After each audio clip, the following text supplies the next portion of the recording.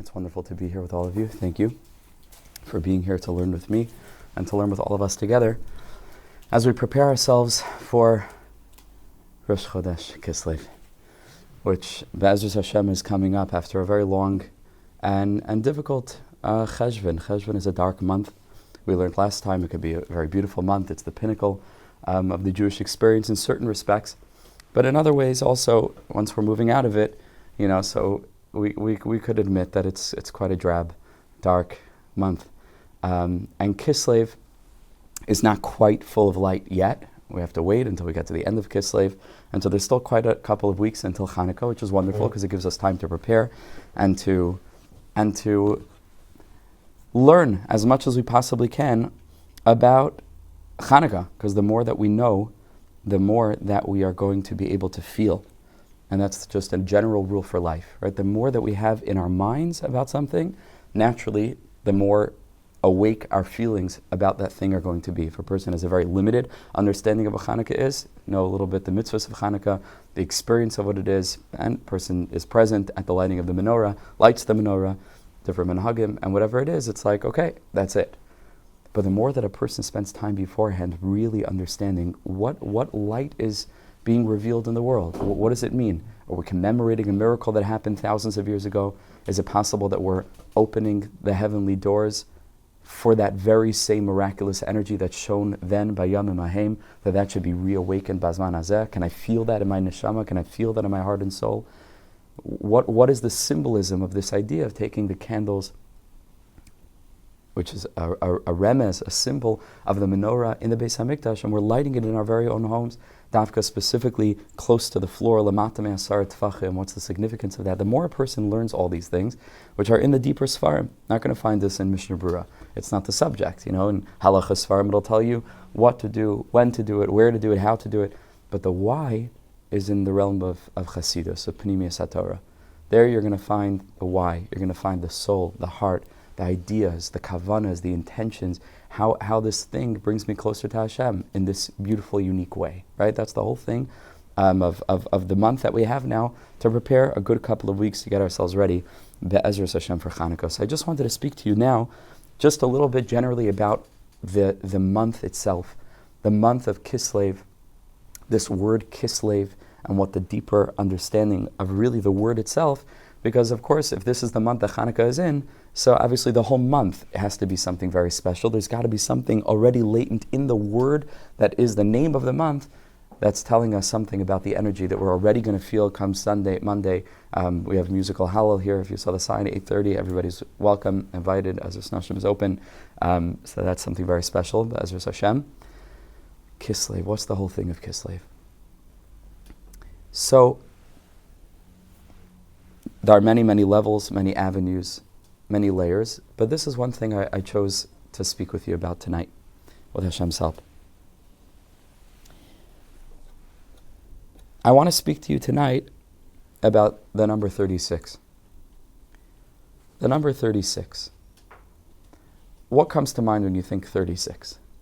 Just automatically, yeah. 18 times 2. Interesting, okay. 2 times Chai, excellent. Not what I was expecting, but excellent. What comes to mind when you think of 36? Any other mathematical equations? No, I'm kidding. What else? What do you think about it? A Jew hears 36. What do we? The 36 what? Lamed Vav Tzaddikim, right? A 36 Tzaddikim. It's very deep that it's 2 times Chai. There's something to that also. But we think about 36 hidden Tzaddikim. That the Gemara tells us in every generation there are 36 Tzaddikim that are holding up the generation. As the years passed on and the centuries passed by, this idea of 36 tzaddikim in every generation that are holding up the dar somehow developed an aura of mystery around it. I don't know exactly at one point. They became the 36 tzaddikim nistarim, right? Not just tzaddikim. The Gemara just says the 36 tzaddikim in every generation. We assume that it's a very special kind of tzaddik. It's a hidden tzaddik. It's a tzaddik nistar. It's a hidden tzaddik. Okay, we know that there are 36 hidden tzaddikim. So this symbol of hiddenness, something that's concealed, that's hidden. Another trivia question. What's the earliest place in the Torah, the earliest, where we find the concept of something that's hidden or concealed. Yeah. Even before that, close, right? They got clothes, right? Whatever it is, the fig leaf, they cover themselves up, or whatever leaf from whatever tree. What's the earliest place you find the concept of something hidden? I'll give you a hint: hidden away. Not just something that happens to be hidden; it's something that is hidden. I'll give you another hint: it's something Hashem hides. The light. Ah, excellent. The Ar Haganos, the hidden light. There's an Ar Haganos, there's a light that Hashem hides away. So we have over here the concept of 36 hidden tzaddikim, and you have also the concept of 36, we're going to get to 36 in a minute, but you have the idea of a light that's hidden away. A hidden light. So the Svarim HaKadosh of the Bnei Yissaschar, others tell us that light that HaKadosh Baruch Hu saw, right, it says, Vayar Elokim es ha'ar ki tov. Hashem saw that it was good, says Rashi, Beis Chazal. What do you mean he saw the light was good? Not just that it was good, but there was something done to the light that was good. Ki tov lignais. It would be good to hide this light away. Hashem didn't want this light to be used by those who weren't worthy. It's something that's very hidden. It's a secret light. The Tzaddikim say this light shone in the world for 36 hours. 36 hours the light was shining until HaKadosh Baruch Hu hid it away. 36 hours of Ar Haganos, which is like revealed, even though it's always there, but it's hidden. But 36 hours of the Ar Haganos revealed, 36 hidden tzaddikim.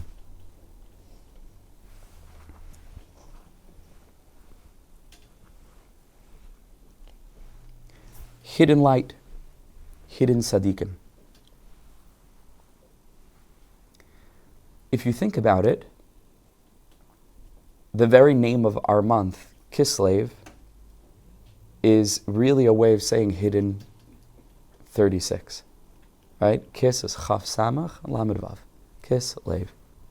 Kis is like case, like a kisui, a covering. That's why in English the word case means something that covers something else, probably. So that comes from the word kisui, right? A cover, case, lamed vav. The hidden 36. There's something about this month that has to do with the hidden light. With the hidden light, with the Ar Haganos.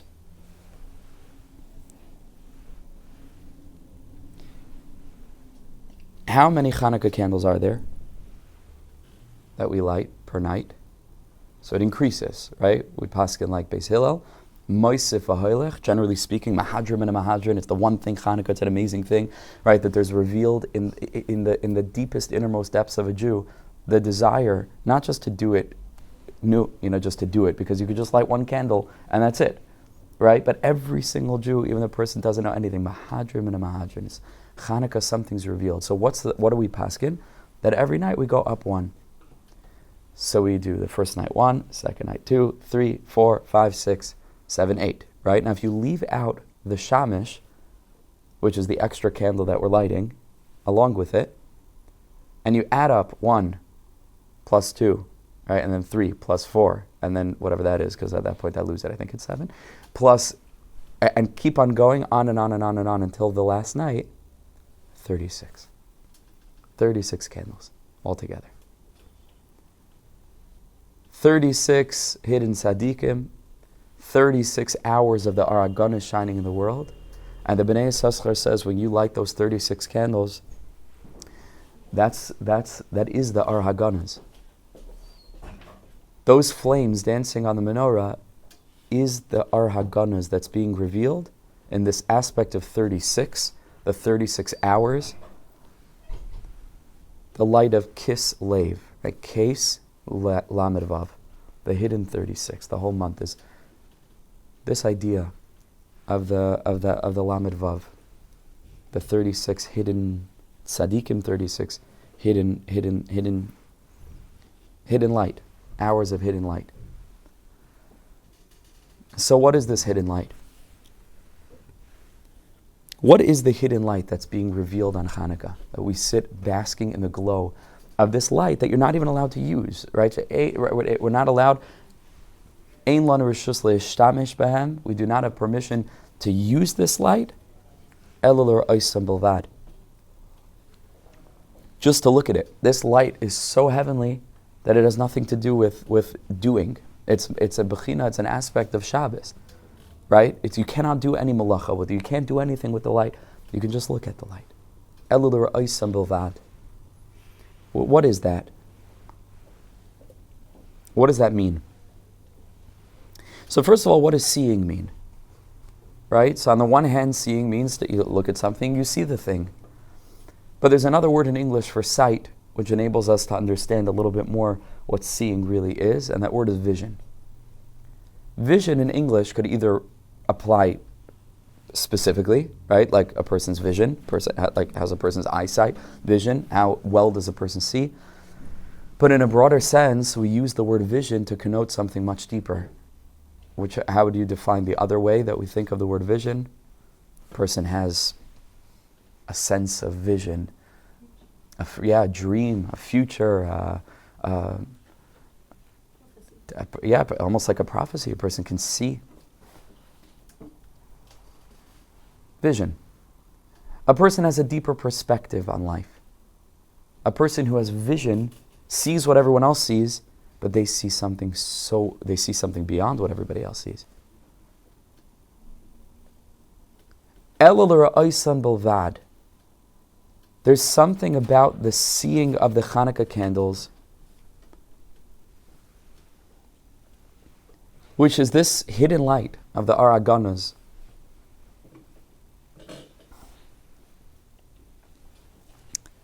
that enables us to fix our seeing, to fix our vision. To fix our vision. Let's look for a second at the word Chanukah now. What is the word Chanukah? Who knows? Where does this word come from? There's two right answers. I'm sure all the answers are right, but there's two primary answers. What's the word Chanukah?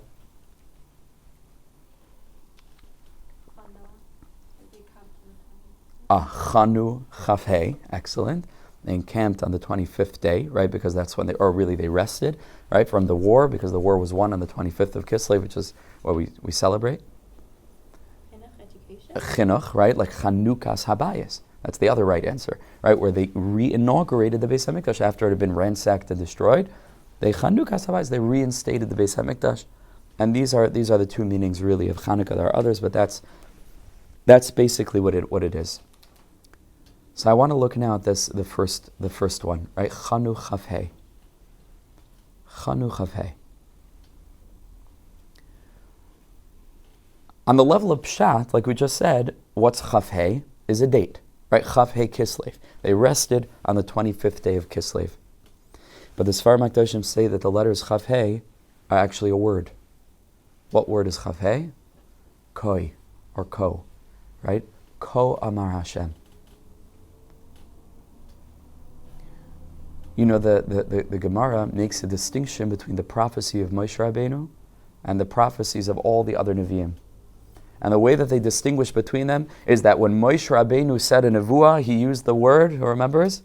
He used the word, not Koi, but Zeh. Zeh hadavar. Moshe Rabbeinu saw with what's called in Chazal an aspakalaria ha'me'ira. He saw everything through a clear mirror. He was able, the word zeh, like zeh kelev anveo, Rashi tells us over there, mar be'etzbai, right, to point with your finger. You see the thing in front of you. Zeh. That was Moshe Rabbeinu's vision. All the other prophets prophesied with the word ko amar Hashem, ko amar Hashem, which is like what's called in Chazal the aspakalaria she'ena me'ira. It's a window that's clouded. It isn't totally clear, because that's what the word koi means. If you think of it, right? Koi means, right, it means like koi. It's a bit vague, right? Koi, it means something like this. It's almost like a conjugation of the word kiha. Right? Every time you see the word chaf, it's not the thing itself, right?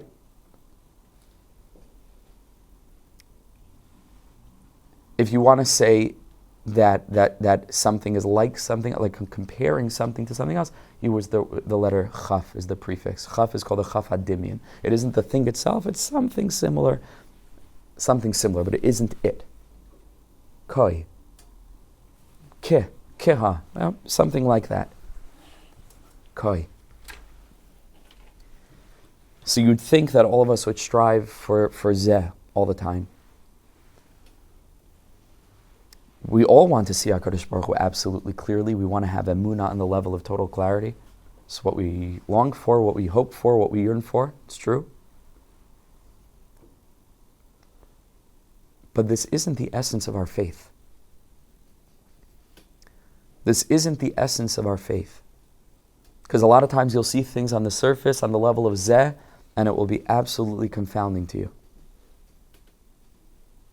And from that standpoint, it looks like Hashem isn't here at all. Not just might be somewhere else, but there are things that happen in the world, there are things that happen in a person's life. Chas v'shalom, there are things that happen.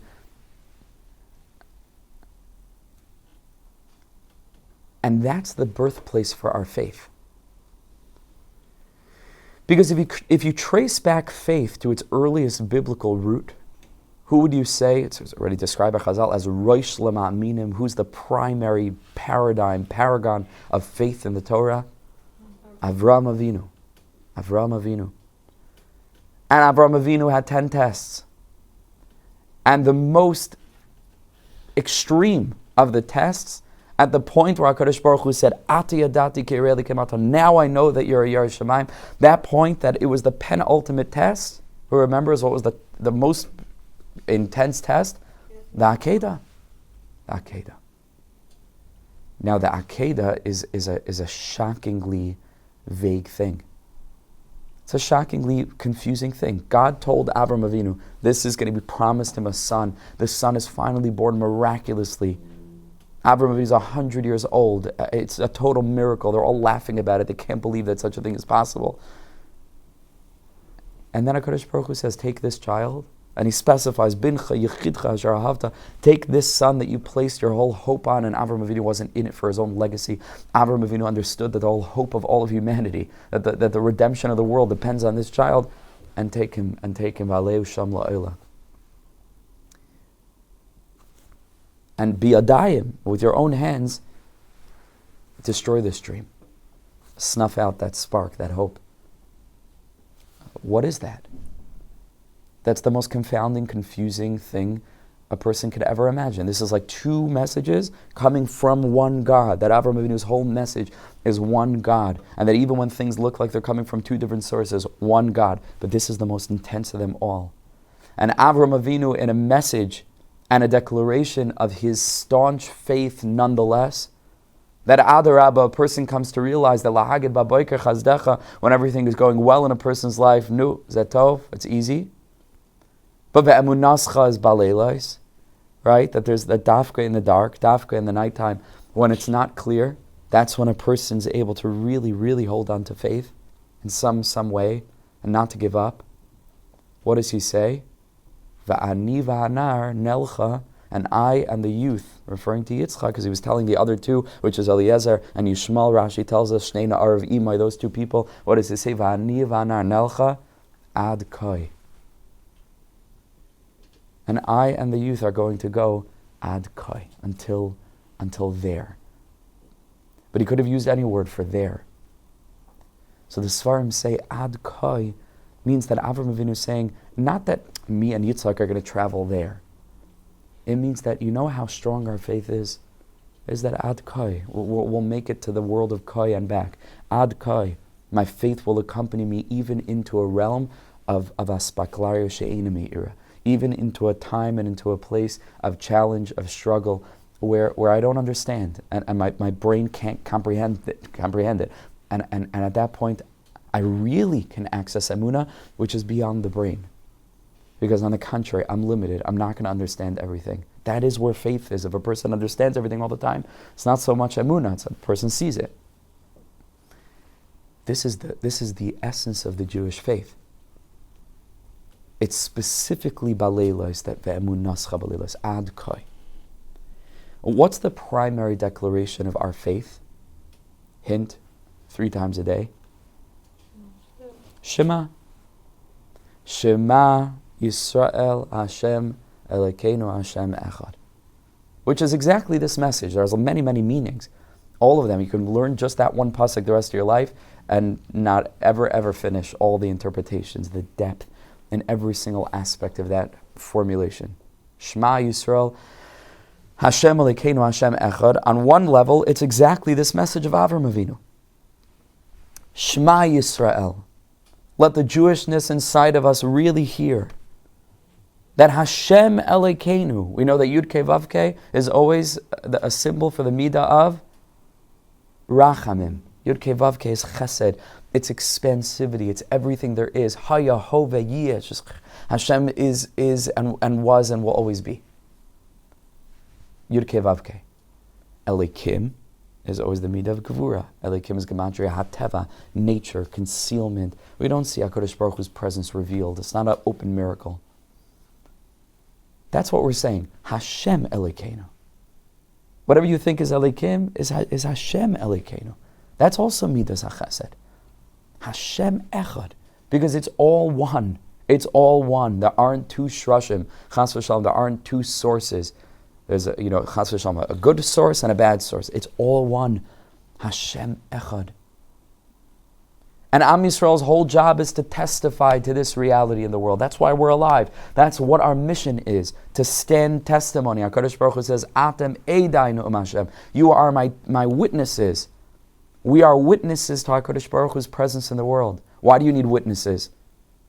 If it's something that's true, then let everyone see it. And the answer is because it depends what eyes you have. It depends what eyes you have. If we just have surface level eyes, if we have Greek eyes, right, the eyes of Yavan, you just see the outside, and the outside, it's on the level of Zeh, you can't point to anything. We don't know. But if we have the eyes of Avram Avinu, then we're able to tell the world, you don't think that it's here, but we testify, because we know, we experience something you might not experience, but this is what kept us going for 2,000 years exile. This is the truth. This is what we're returning to as we come back to Yerushalayim at the end of time. So if you ever notice, not sure if the Siddur, I think the Siddurim also have it printed this way. There are actually 2 large letters in Shema Yisrael Hashem Elokeinu Hashem Echad. What are those 2 large letters? The Dalet and the Ayin. Right, the Ayin of Shema in a Sefer Torah is written very big, and the Dalet of Echad is written very big. Big Dalet, big Ayin. Together, those spell aid, because that's what it is. Right? We're testifying. It means we're the witness, and it brings us back to that pasuk where HaKadosh Baruch Hu defines our identity. Atem Eidai. You want to know what it means to be a Jew? It means to be a witness. You're in the witness stand all the time. That's our job: is to testify against the delusions of a world which isn't there, so they don't know, and we're there, and we're standing and testifying to a deeper reality with our eyes of Avram Avinu vision. Now, does anybody know how many letters there are in Shema Yisrael Hashem Elokeinu Hashem Echad? Take a second to count them up in your head.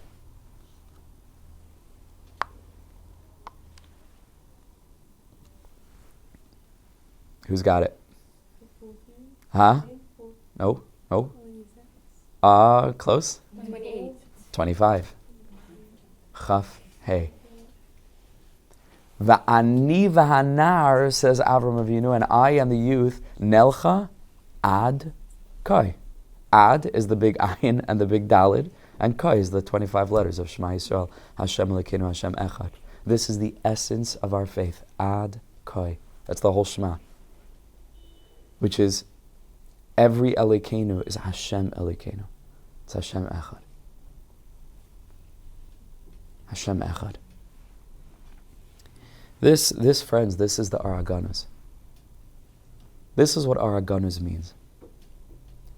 Hashem hid there's a hidden light in creation. Hashem hid the light. He hid it in the Torah.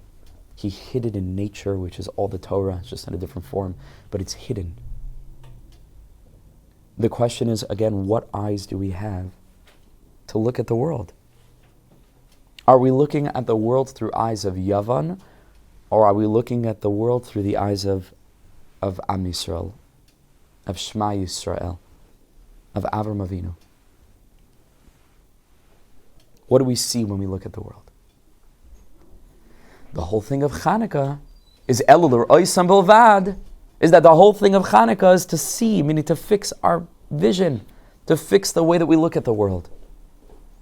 The 36 candles shining the light of the 36 hours of the Ar HaGanuz. That is testified to and witnessed constantly by the Tzaddikim Nistarim, by those Tzaddikim who are Nistar in the sense that they're always plugged into that hidden realm.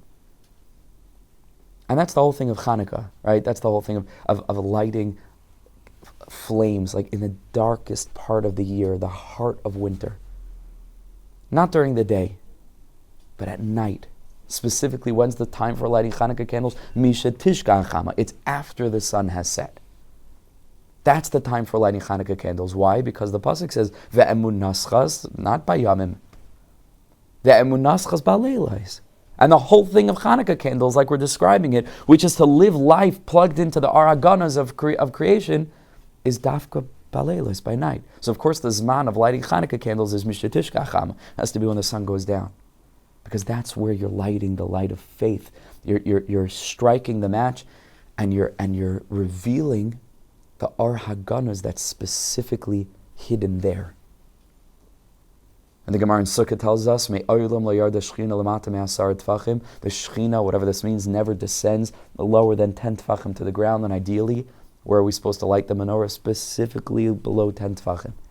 Specifically low to the ground, different minhagim, but ideally, light close to the ground if you can. Because on Chanukah we reveal the hidden presence of the Shechina in the foggiest, cloudiest of places. That even v'timu kal hashmanim, even after all of the oil in the Beis Hamikdash had been defiled, even after, like it says over there in Alanisim, kol hashmanim. Then say v'timu roiv hashmanim, which by the way is the truth, because in the end they found one. So not v'timu kol hashmanim. But sometimes it seems that v'timu kol hashmanim. And then somehow uminoisar kankanim. Somehow there's something left over. Somehow there's a way of finding the hidden presence of God, even in the pitch black, even in the dark. Even mamish in the dark.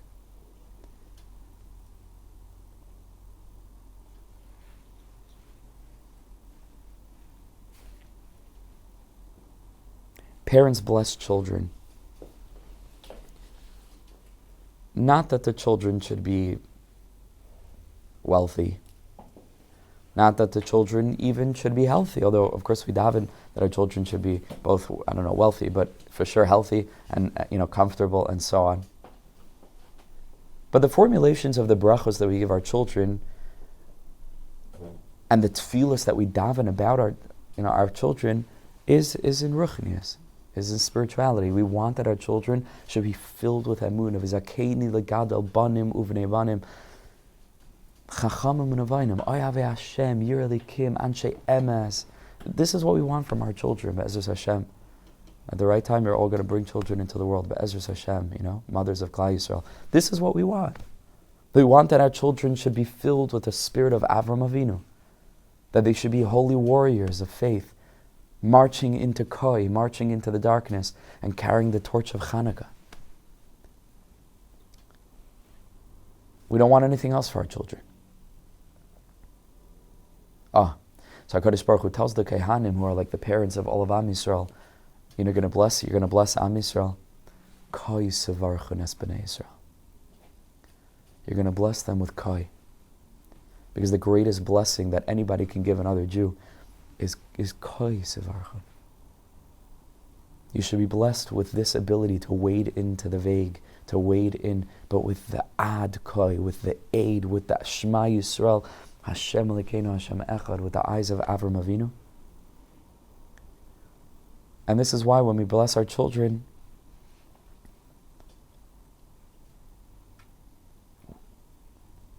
by many parts of Klal Yisrael, the minhag is to put the hands above their head. And from there we're giving the bracha. And it's very deep, because hands can do two things, right? They can be resting and then they're down, right? Or they're busy doing things. But also our hands could be raised in prayer. Hands are very holy. Hands could be either the lowest part, right, or of the lowest parts of the body. If a person's sitting, so the hands go even lower than their body. The hands could be the highest part of the body. What's the difference? Are the hands below the head, or are the hands above the head? Meaning, are our hands guided by our intellect and what we're able to understand? Or are we able to say, Ribbon Shalom, you're running my life in ways that sometimes are beyond what my brain can comprehend. I lift my hands above my head. Su'u yedechem kodesh, the pasuk says, I lift my holy hands and they go beyond my brain. And I say, HaKadosh Baruch Hu, I don't really know what to do. I don't really know anything, in fact. This world is a mystery. It's those hands that we use to bless our children. Not the hands typing, spreadsheets during the week or writing essays or whatever it is. It's the hands of prayer. And by putting our hands above the brain of our child, when we're giving them a bracha, we're trying to center their consciousness above their head, to say there's something above you. That's kai sevarcha. That's blessing them with kai. With that incredible mystery of the Ar Haganas, of Avram Avinu, of the light of Chanukah. So I want to read to you, and then we'll wrap it up. I'm going to open for questions also. I want to read to you a short little story. You don't have it in front of you. It's just very, very short. It's a few lines.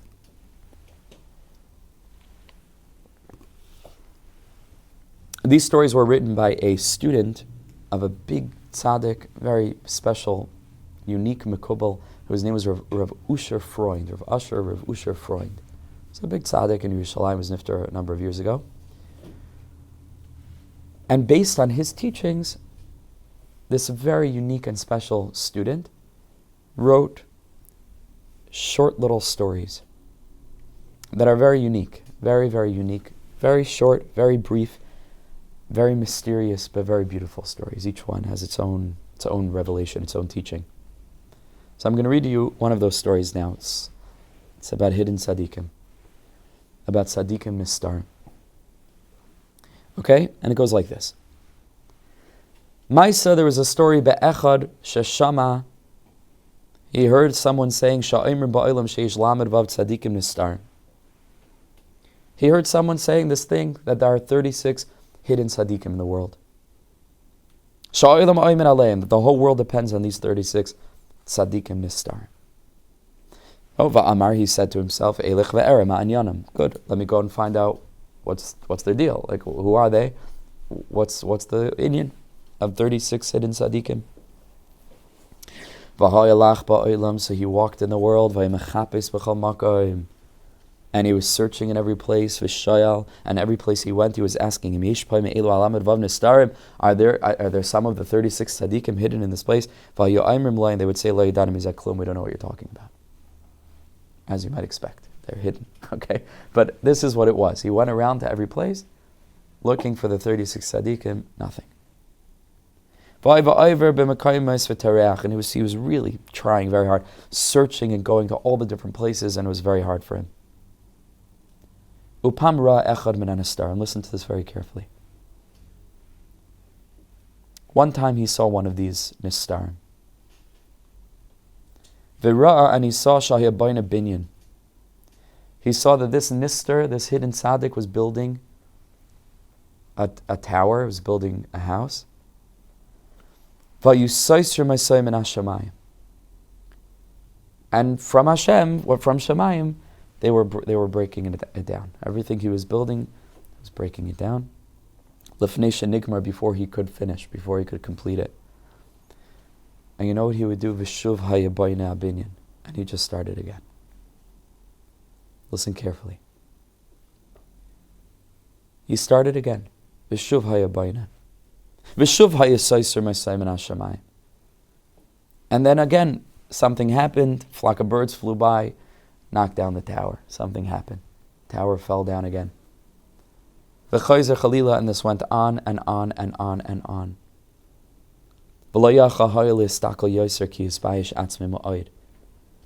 And the person watching this couldn't even handle it anymore because it was so holy. I'm going to explain in a minute. It was too much. It was the light, the araganas was blinding him. V'halach misham v'shav lebeisai. And he left and he went home. What is this story? What does it mean? So you have to know one thing and then the whole thing clicks. You ready? The word nister can mean hidden. It could also mean milashon soser. Like in Hilchos Shabbos, bona and soser. Bona means to build. Soser means to be broken, to be destroyed. It became clear to this person that the 36 hidden tzaddikim, well, not 36 hidden tzaddikim, they're 36 broken people who never ever give up. They are 36 tzaddikim nistarim. They're tzaddikim who are so filled with the light of Chanukah, with the light of holding on to emunah in Hashem no matter what, no matter what, no matter what, no matter what, no matter whether the brain is rebelling against what they're seeing. This cannot be good, this cannot be from God, we must give up, we must give up. And the tzaddikim nistarim who are plugged into the 36 hours of the araganas, the Kislev, right? The inyan of Chanukah, the inyan of Chanukah, the inyan of Vani Vanar Nelcha Ad Kai. They just keep on building. Because they know the secret of V'timu kol hashmanim, that when all hope looks lost, and that when it looks like there's ein sikui, there's no chance, there's nothing you can do about it. Uminoisar kan kanim nasa neis lashishanim. There's always that little bit. You're still alive. Kol zman, like Rabbi Yisrael Salanter said, it's brought in his name. Kol zman shahaner dolek. Right? Remember, he once saw a shopkeeper who was working super late hours, and he asked him, it's incredible, like you're working the whole night. And the shopkeeper answered him in these words: Kol zman shahaner dolek. All the while that the candle's still burning. Efshar letakein. Now I can still work on my shoes, whatever it was, a shoemaker. I can still do the work. Rabbi Yisrael Salanter heard this. He said, "Gevalt, unbelievable." Kol zman sha'ner dolek, a ner is ner l'kim nishmas adam, it's your soul. All the while a person is alive in this world, efshar l'takein, you can fix. These tzaddikim realize that their task in this life, and our task in this life, is not to accomplish, it's not to succeed. If we succeed, it's wonderful, but it's up to Hashem. Our task in this life is to try. And when things go wrong, and v'timu kol hashmanim, you pick yourself up and you try again. It's like anti-Humpty Dumpty. Humpty Dumpty is like Yavan. Because that was it. What a terrible story. All the king's horse, all the king's men couldn't put Humpty together again. He didn't know the secret of Chanukah, He was an egg, he wasn't an olive. If it was an olive, he could have squeezed some oil out of him. You have to start again. Oil rises to the top. You can push oil down as many times as you like. Oil will always rise to the top. The flame is always jumping. We were learning with some of the girls earlier this week, right? Jumping, rising, striving, trying to leap off the wick. It's. You can hold it down as many times as you like. Whatever these tzaddikim were trying to build, and it's not just like, okay, they made a mistake. God Himself is pushing them away. V'shuv hayabayna. And he returned and he just kept on building. And he said, oh, these are the tzaddikim nistarim. Because on the outside, the world will look at these people and they say, what did they accomplish? They finished Shas, they did something, they have something to show for themselves. No, they don't. You know what they have to show for themselves? V'ani v'anar nelcha ad kai. That they stay in the game. Even when things aren't clear. They have a deeper vision. They didn't give up. Wow. What a thing. So they're hidden tzaddikim, because on the surface they don't look like the biggest gedolah maybe. But they were so holy that he said he couldn't even stand there anymore. He had to go home. Because who knows what was going on in that person's house? Who knows what he was trying to run away from? That he needed to go search for the 36 tzaddikim. What, you think this person didn't have a wife and kids? I'm telling you a little bit the medrash, the backstory. This person was running away from something because maybe everything in his life was so miserable that he couldn't bear it. And maybe he needed to go find the 36 tzaddikim that he could get some kind of bracha and they should make everything good again. And he found the 36 tzaddikim, and they blessed him. But not they didn't bless him by blessing him that everything shall work out. They blessed him with koisevarchu. They blessed him with the blessing of hands of faith that know how to build and build and build. And things get destroyed, and they build again, and destroyed, and they build again. And when he learned this lesson, it says at the end of the story, V'shav l'beisa, he just went home. Because he realized that everything I'm trying to run away from, it's exactly what I need. Because it's all about my vision. Ein lanu reshus le'ishtamish bahem, ela l'ra'osam bilvad. It's a fixing for my eyes. And I guarantee you, when he came home, he looked at his wife. She was a different something else. Looked at his children, they were different. The whole situation was different because he realized that it's all Elikim. It's all a Hester Panim. God is hiding himself. Everything is vague. Kiss, it's hidden. But Hashem Elikenu, it's all chesed. It's all chesed. It's all an opportunity to hold on to emunah, to kindle the flame of faith. After the sunset, samach, close to the floor, under 10 tefachim, a place where the Shechina, you don't even think there's any Shechina there at all. Make a new start and try again. Because everything depends on our perspective. If you give up, then there was reason to give up, because you see you gave up. But if a person never, ever, ever gives up, so then, like Rabbi Nachman says, Ein shum yish ba'olam klal. Then there's absolutely no despair in the world at all. Because it's up to you. It's up to the way you look at things. Okay, we said a lot of things, but I hopefully think there's something practical that we can take out of this. Let's try to feel this energy this month. It's still dark outside. It's cold outside, getting colder. And there are times in our lives that are dark and cold. What does it mean, cold? It means cold is Amalek. It's also we're learning. Asher karcha baderech. Cold is Amalek. Amalek tries to cool us down. Amalek tries to freeze us. Amalek tries to stop us from dreaming, from having vision in life. Amalek tries to... And just remember the energy of Kislev. It's hidden, but it's Ar. It's an Ar Haganas. And maybe you could be one of those 36 Tzaddikim Nistarim, who are plugged into that Ar Haganas, the 36 hours of the hidden light, the 36 Chanukah candles, the Kislev, right, the Lamed Vav, the 36 hidden